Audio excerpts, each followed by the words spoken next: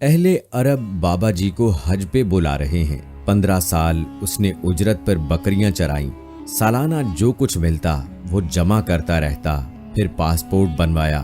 میرے رب کا نظام کہ 5 سال مزید عمرے کی تیاری نہ ہو سکی اور پاسپورٹ ختم ہو گیا، پھر پاسپورٹ بنوایا، پھر کورونا کی وجہ سے سفر کی پابندیاں لگنے کے بعد یہ سفر نہ کر سکے، پھر تیاری شروع کی تو اپنی جمع پونجی 15 بکریاں بیچی اور بغیر کسی گروپ وغیرہ کے حرمین شریفین کے مقدس سفر پر روانہ ہو گئے۔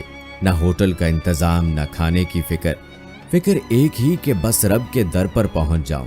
بکریاں چرانا انبیاء علیہ الصلوۃ والسلام والا کام، شکل و صورت صحابہ کرام جیسی بنا کر جب یہ مدینہ منورہ کی مقدس سرزمین پر پہنچے، قربان جاؤں جہاں ملائکہ بھی بڑے ادب سے حاضر ہوتے ہیں، یہ مہمان رسول صلی اللہ علیہ وآلہ وسلم سادہ لباس پہنے اس در پر آ چکے تھے جہاں سے کوئی محروم نہیں جاتا۔ اللہ تبارک و تعالیٰ نے ایک ذریعہ ویڈیو کی صورت میں پوری دنیا میں پھیلا دیا کہ یہ انسان ہے یا فرشتہ۔ پوری دنیا متوجہ ہوئی، یہ سوتا کہاں ہے، رہتا کہاں ہے، آیا کہاں سے ہے۔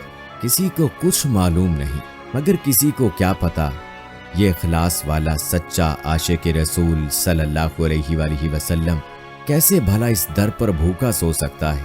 کیا عرب کیا عجم سب دیوانہ وار چلے آ رہے ہیں خدمت کے لیے۔ اللہ اللہ، معلوم ہوا یہ نہ فرشتہ ہے نہ خاندان صحابہ کا فرد، بلکہ یہ پاکستان کی سرزمین بلوچستان جیسے پسماندہ علاقے سے تعلق رکھنے والا ایک چرواہا ہے جو سچا عاشق رسول صلی اللہ علیہ وآلہ وسلم ہے۔ اللہ اکبر کبیرہ۔ جب عشق سچا ہو تو رب العالمین خود انتظام فرماتے ہیں۔ اب اس بابا جی کو اہل عرب کی جانب سے حج کے لیے بلوایا جا رہا ہے۔ کیا نصیب ہیں، کیا شان ہے، یہ صدقہ ہے مدینہ منورہ کا۔ میں تو پھر یہی کہتا ہوں، ارے آج بلوچستان کا ایک چرواہا بابا شکل و صورت محمد الرسول اللہ صلی اللہ علیہ وآلہ وسلم جیسی بنا کر ان کے عشاق صحابہ کرام رضوان اللہ اجمعین کی لسٹ میں اپنا نام لکھوا لیتا ہے۔ دنیا اس کی عزت کرتی ہے، دنیا دیکھ کر رشک کرتی ہے۔ بتاؤ نا پھر میرے پیغمبر کے صحابہ رضوان اللہ اجمعین کیسے ہوں گے؟ ان کا مقام و مرتبہ کیا لفظوں میں بیان کرنا ممکن ہے؟ نہیں، وہ تو صحابہ ہیں۔ صحابہ کون ہیں؟ جنہیں میرے رب نے سرٹیفکیٹ دے دیا ہے رضی اللہ تعالی عنہ، میں آپ سے راضی، آپ مجھ سے راضی۔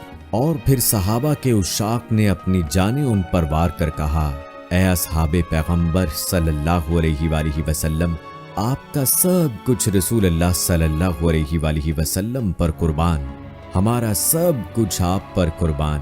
دعائیں فرمائیں حق تعالی ہم سب کو اخلاص کی دولت سے مالا مال فرما کر اصحاب رسول صلی اللہ علیہ وآلہ وسلم کی سچی غلامی نصیب فرمائیں، آمین یا رب العالمین۔